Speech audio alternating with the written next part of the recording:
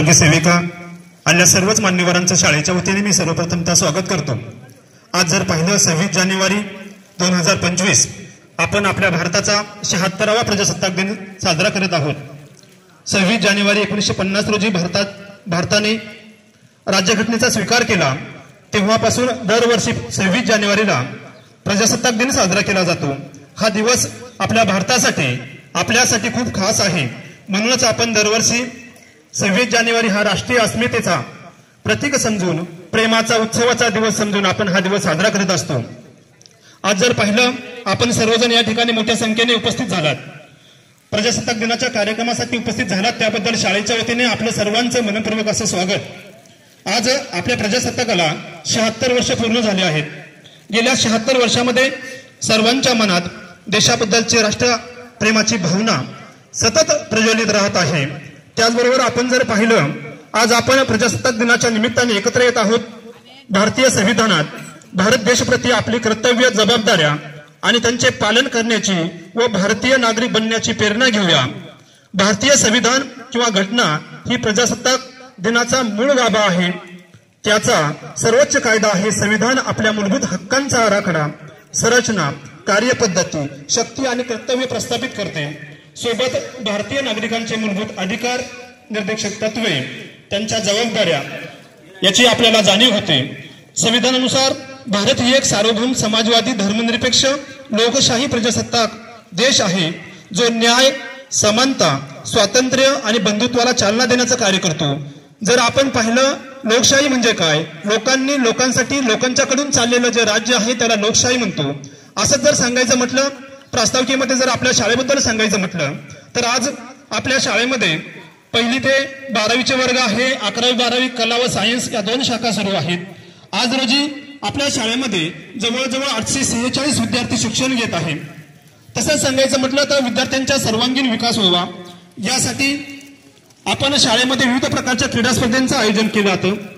तालुकास्तरीय क्रीडा स्पर्धा, विभागस्तरीय क्रीडा स्पर्धेमध्ये आपल्या शाळेचे तालुकास्तरीय क्रीडा स्पर्धेमध्ये जवळजवळ 86 विद्यार्थ्यांनी भाग घेतला होता। त्या 86 विद्यार्थ्यांना खऱ्या अर्थाने व्हॉलीबॉल संघाचं जे मार्गदर्शन केलं ते पगार सर, कबड्डी संघाचं मार्गदर्शन केलं गावित सर, खो खो संघाच्या मार्गदर्शनासाठी दबडे सर, त्याचबरोबर भुये सर, त्याचबरोबर भरसट मॅडम, त्यांच्याबरोबर असणारे सर्व मार्गदर्शक यांच्या सहकार्याने आपल्या शाळेचे 86 विद्यार्थी तालुकास्तरीय क्रीडा स्पर्धेसाठी उपस्थित झाले आणि त्यामधून घवघवीत असं यश संपादन करून विभागीय स्तराला आपल्या शाळेचे जवळजवळ 16 खेळाडू विभागीय स्तरावरती गेलेले होते। तसेच सांगायचं म्हटलं तर कळवण प्रकल्प अंतर्गत पुढारी टॅलेंट सर्च या स्पर्धेचं आयोजन करण्यात आलं होतं आणि या स्पर्धेमध्ये आपल्या शाळेच्या विद्यार्थिनीचा प्रथम क्रमांक येऊन इयत्ता 7वीची विद्यार्थिनी जयश्री विलास भुये या विद्यार्थिनीचा प्रथम क्रमांक आला आणि तिचा बालपणामध्ये आपल्या भारताच्या प्रथम नागरिक राष्ट्रपती द्रौपदीताई मुर्मू यांच्या हाती तिचा सन्मान झाला व तिला लहानपणामध्ये या बालपणामध्ये खऱ्या अर्थाने आपण जर पाहिलं तिला विमानामधून, आपल्या आदिवासी कन्याला विमानामधून प्रवास करण्याची संधी निर्माण झाली।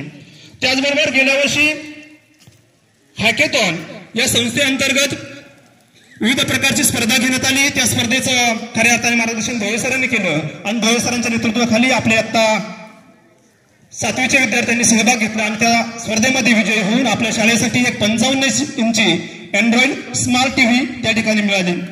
त्याचबरोबर सांगायचं म्हटलं तर आपल्या शाळेचा सर्वांगीण विकास व्हावा, विद्यार्थ्यांचा बौद्धिक, शारीरिक आणि मानसिक विकास व्हावा यासाठी आपल्या शाळेमध्ये संगणक, कला व शारीरिक शिक्षण जर असेल यासाठी सुद्धा शिक्षक उपलब्ध आहेत।